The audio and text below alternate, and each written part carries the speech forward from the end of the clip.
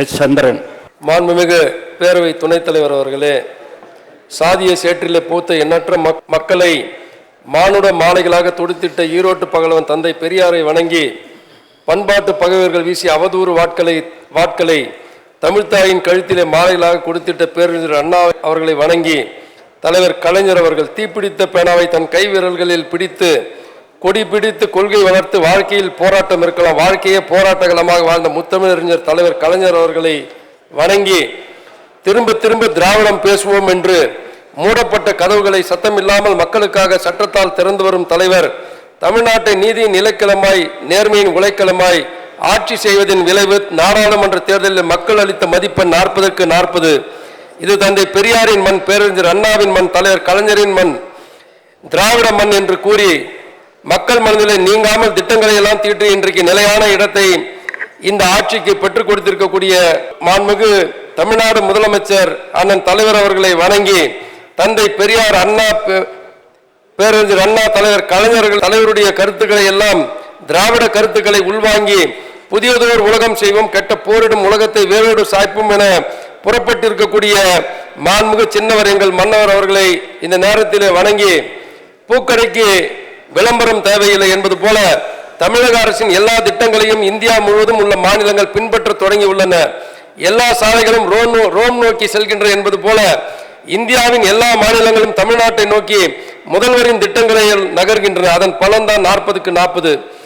காலத்திலே மக்கள் எழுச்சியை கண்டோம். காலை சிற்றுண்டி, மகளிர் உரிமை தொகை, மகளிர் பேருந்து, இல்லம் தேடி கல்வி, மக்களை தேடி மருத்துவம் என முத்தான திட்டங்கள்.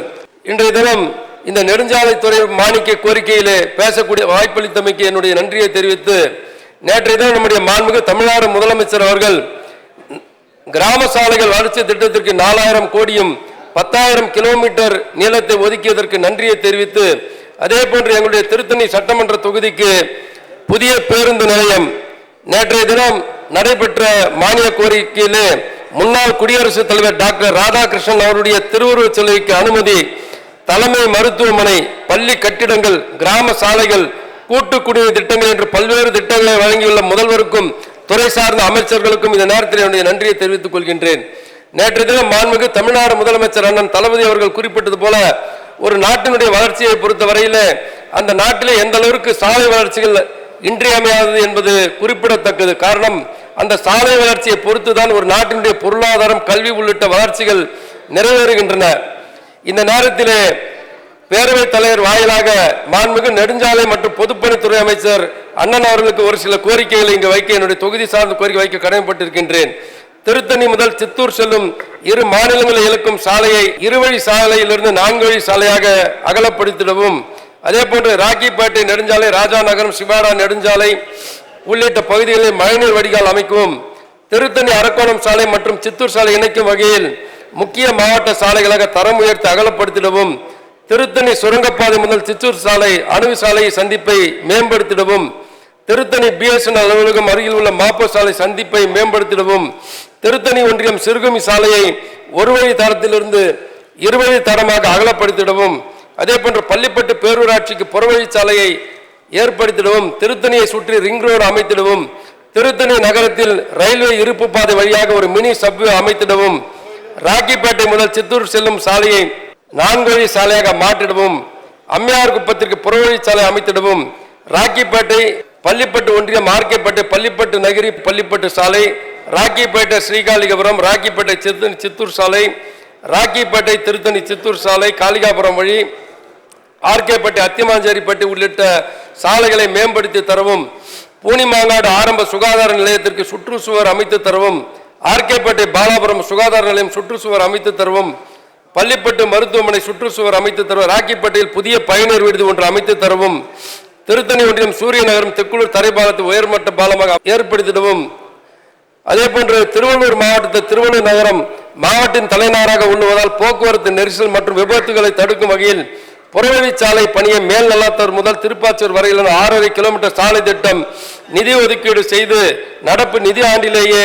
அந்த புறவழிச்சாலை பணிகளை மேற்கொள்ளும் இந்த நேரத்திலே கேட்டுக்கொண்டு, திருத்தணி தொகுதிக்கு சார்ந்த கோரிக்கைகளை பொறுத்தவரையில் திருத்தணி மலைக்கோயிலுக்கு 2வது மலைப்பாதையை துரிதப்படுத்திடவும், பொதுட்டூர்பேட்டை பேருந்து பணிமனை தலைவர் கலைஞர் ஆட்சியில் துவக்கப்பட்ட அதற்கு சுற்றுச்சுவரும் தரைதளமும் அமைத்திடவும் குடிநீர் வழங்கல் துறை சார்பில் டெண்டர் விடப்பட்டு குசஸ்தல ஆற்றிலிருந்து மாண்புமிகு அமைச்சர்கள் தெரிவித்து போல செருக்குளூர் கூட்டு குடிநீர் திட்டம் அந்த திட்டத்தின் கீழ் கூடுதலாக ராக்கிப்பேட்டை வட்டம் ராஜா நகரம் அம்மையார்குப்பம் அம்மனேரி ஐயனேரி வீராணத்தூர் வெள்ளாத்தூர் மற்றும் பள்ளிப்பட்டு சுற்றியுள்ள கிராமங்களை இணைத்திடவும் நகராட்சி நிர்வாகம் சார்பில் ராக்கிப்பேட்டையில் புதிய பேருந்து நிலையம் பணிமனை அமைத்திடவும் பள்ளிப்பட்டு ராக்கிப்பேட்டை வட்டங்களில் அரசு ஊழியர்களுக்கு முழுமையான வீட்டு வாடகைப்படி வழங்கிடவும் ராக்கிப்பேட்டை வட்டத்தில் புதிதாக ஒரு சார்நிலை கருவூலம் அமைத்திடவும் ராக்கிப்பேட்டையில் புதிதாக ஒரு முன்சிப் கோர்ட் அமைத்திடவும் ராக்கிப்பேட்டையில் புதிதாக ஒரு தொழில் பூங்கா அமைத்திடவும் திருத்தணி நகர மக்களுக்கு நீண்ட நெடுங்காலமாக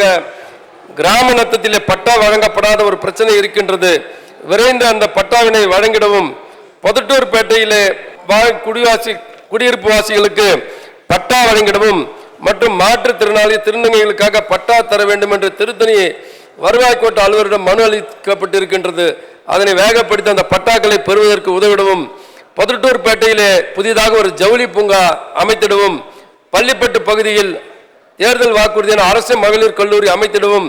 திருத்தணியில் வேளாண் விளைபொருட்கள் சேமித்திட குளிர்சாதன கிடங்கு ஒன்று அமைத்திடவும் பள்ளிப்பட்டு பகுதி சாமந்தவாரா நெடியம் பகுதிகளில் ஊரக வளர்ச்சி துறையின் சார்பில் தரைமட்ட பாலத்தை உயர்மட்ட பாலங்களை அமைத்திடவும் பொதட்டூர்பேட்டை அரசு மருத்துவமனையில் அறுவை சிகிச்சை அரங்கம் அமைத்திடவும் திருத்தணி பேரகுப்பம் ஆரம்ப சுகாதார நிலையத்தை தாலுகா மருத்துவமனையாக தரம் உயர்த்தி தரவும் அத்திமாஞ்சேரிப்பேட்டை நெல்குன்றம் முருகர் மலைக்கு ஊரக வளர்ச்சி துறையின் சார்பில் சிமெண்ட் சாலை அமைத்து தரவும் திருத்தணி ராக்கிப்பேட்டை காவல் நிலைய எல்லைக்குள் 100க்கும் மேற்பட்ட கிராமங்கள் இருக்கின்றன. திருத்தணி காவல் நிலைய சரக எல்லைக்குள்